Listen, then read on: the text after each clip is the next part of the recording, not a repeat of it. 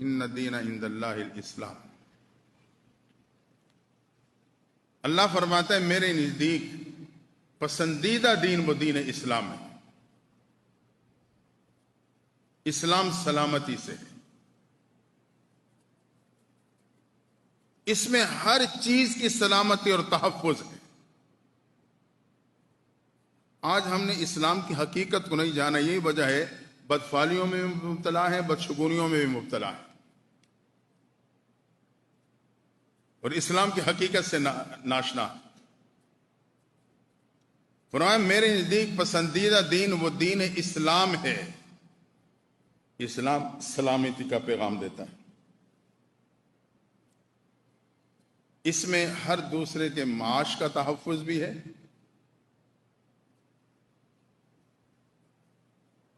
آبرو و عزت کا تحفظ بھی ہے، جان کا تحفظ بھی ہے، مال کا تحفظ بھی ہے، اور اس کے عقیدے کا تحفظ بھی ہے۔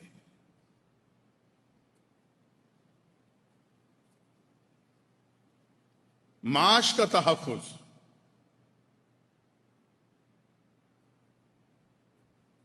آپ کو اجازت نہیں ہے کہ آپ اپنے مال کے بل بوتے کسی کے معاش کے دروازوں کو بند کر دو۔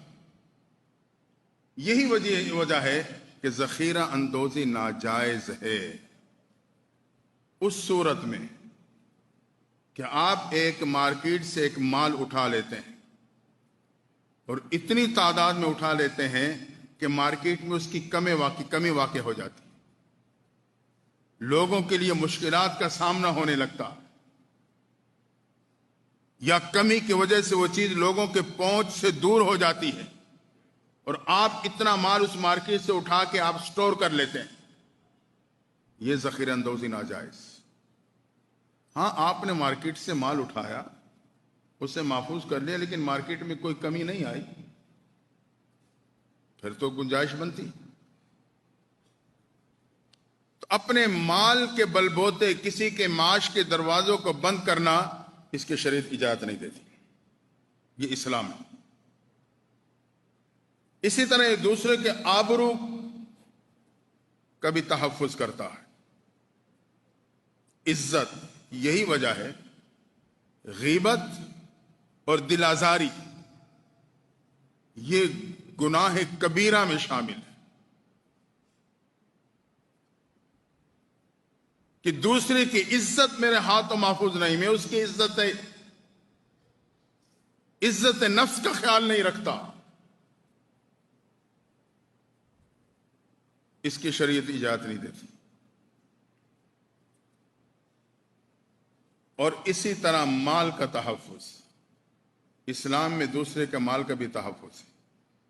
قرآن کہتا ہے لا تاکلوا اموالکم بینکم بالباطل، ناجائز طریقے سے کسی کا مال مت کھاؤ، یتیم کا ہو یا غیر یتیم کا۔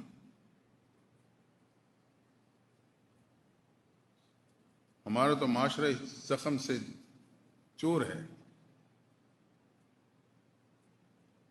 فرمایا ناجائز طریقے سے دھوکہ دے کر قبضہ کر کے کوئی صورت بھی ہو کسی کا مال مت کھاؤ، یہ آگ ہے جو آپ اپنے پیٹوں میں ڈال رہے ہو، یہ اسلام کی تعلیم۔ اور اسی طرح یہی تو وجہ ہے کہ جب ایک یہودی چرواہا آیا، میدان جنگ کا موقع ہے، ملاقات کی، پوچھا کیا تعلیم دیتے ہو؟ آپ نے اسلام کی تعلیمات بتلائی۔ میں مان لوں تو کیا ملے گا؟ آپ نے فرمایا تجھے میں اپنا بھائی بنا لوں گا، ایمان لے آیا۔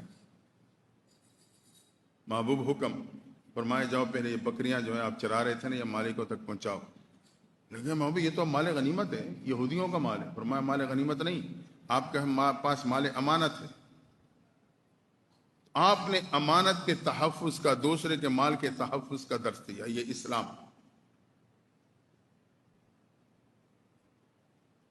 تمہارے ہاتھوں دشمن کا مال بھی محفوظ ہو، اس کی جائیداد بھی محفوظ ہو، اس کی جان بھی محفوظ ہو۔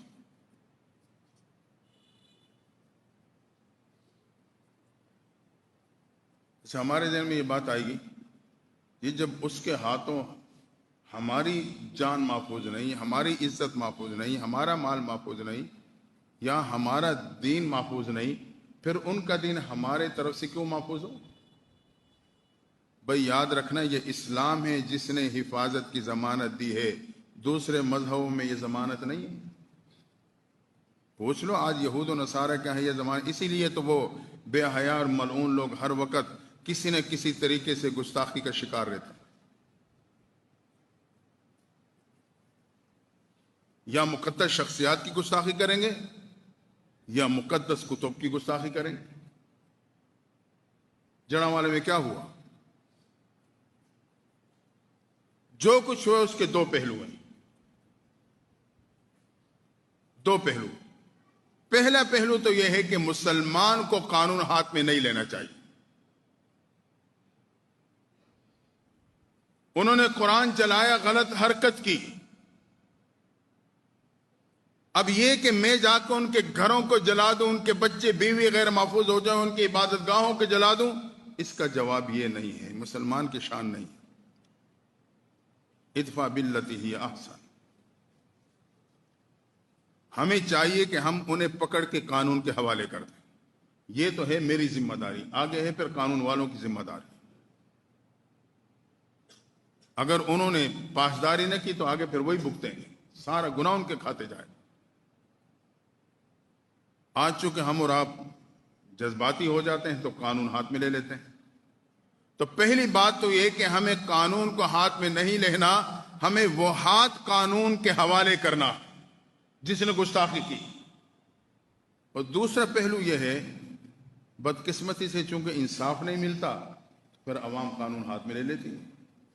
اگر انصاف ملے، عدلیہ پر، انتظامیہ پر عوام کا اعتماد ہو، پھر وہ قانون کبھی ہاتھ میں نہیں لے گی، وہ اس مجرم کو قانون کے حوالے کرے گی۔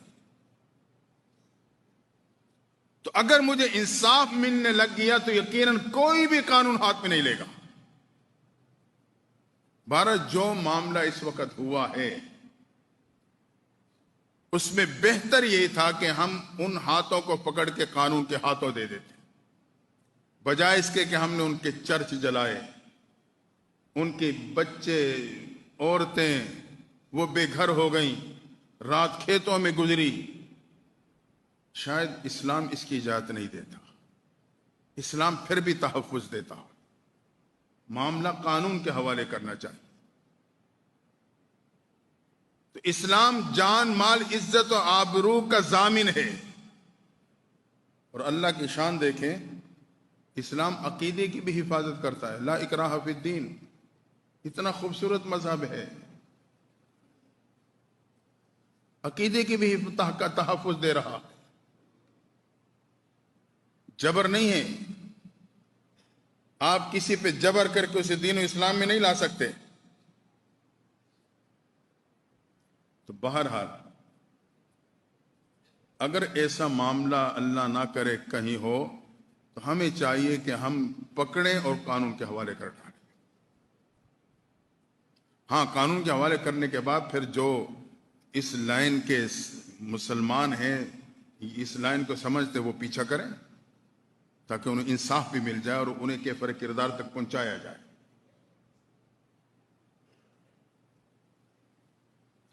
کیونکہ یہ ملک میرا اور آپ کا ہے، ان کا نہیں ہے۔ یہ ملک میرا اور آپ کا ہے، اس کے امن کا خیال میں نے ہی رکھنا ہے، دوسرے نے نہیں رکھنا۔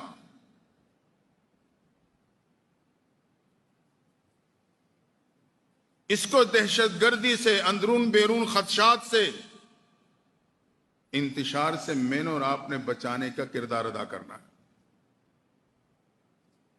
جہاں تک طاقت ہے، جہاں تک ہو سکتا ہے، یہ بھی مثبت کردار ہے کہ ہم انتشار کا حصہ نہ بنیں۔ یہ بھی امن کو باقی رکھنے کے لیے ایک کردار کا حصہ ہے۔ دوبارہ جہاں بھی ہو، جو بھی ہو، یہ بات ذہن میں رہے کہ یہ ملک ہمارا ہے، کسی اور کا نہیں۔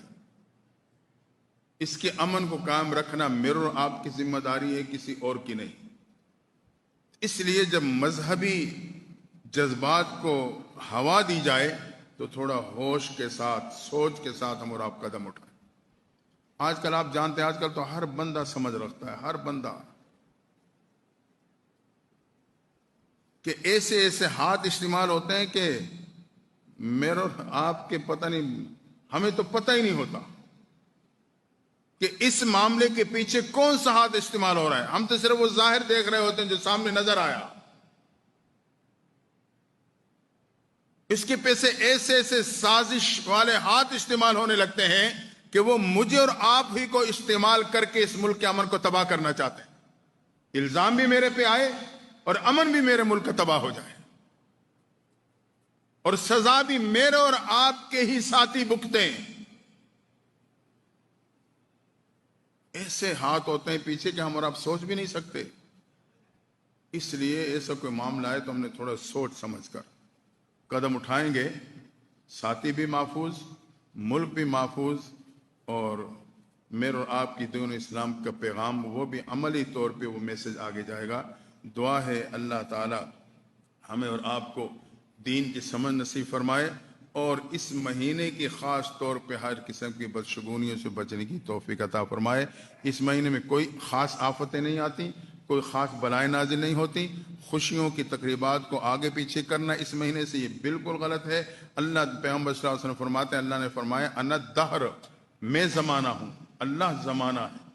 زمانے سے تعبیر ہے، اللہ کی ذات ہے، سارے معاملات اللہ کے ہاتھ میں ہیں، اسی کی طرف سے ہر حال نازل ہوتا ہے، اچھا ہے یا برا ہے، وہ اسی کے بن جائیں گے تو معاملات حل ہو جائیں گے۔